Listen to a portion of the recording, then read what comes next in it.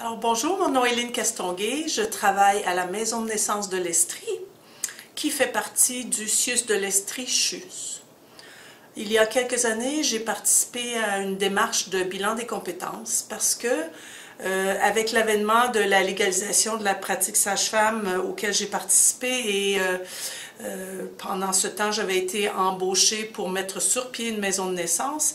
Par contre, je n'avais jamais été formée officiellement dans le rôle de gestionnaire et donc, au fil des années, avec la mise sur pied des maisons de naissance, la légalisation, il y a eu des rôles de responsables des services sages-femmes qui ont été implantés.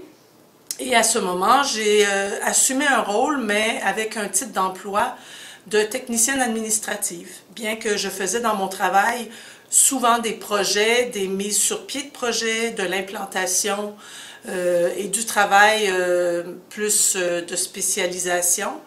J'avais quand même ce titre d'emploi de technicienne administrative. Alors à un moment donné, j'ai décidé de participer à ce bilan des compétences avec l'approbation de l'établissement.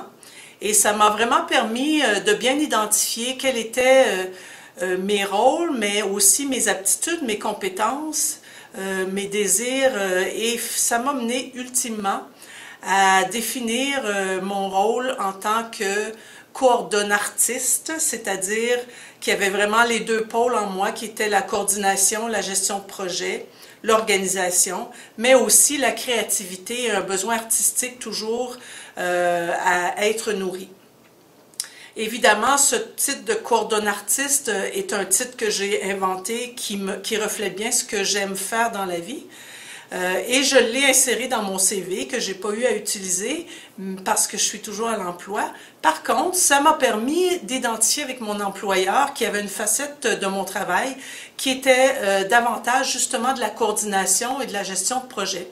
Ce qui fait que quelques mois ou années plus tard, quand j'ai eu à nouveau à être sollicitée par l'employeur pour mettre sur pied un projet qui était un point de service sage-femme à Granby, ben, j'ai fait valoir cet aspect-là de mon travail, ce qui a mené à avoir deux titres d'emploi.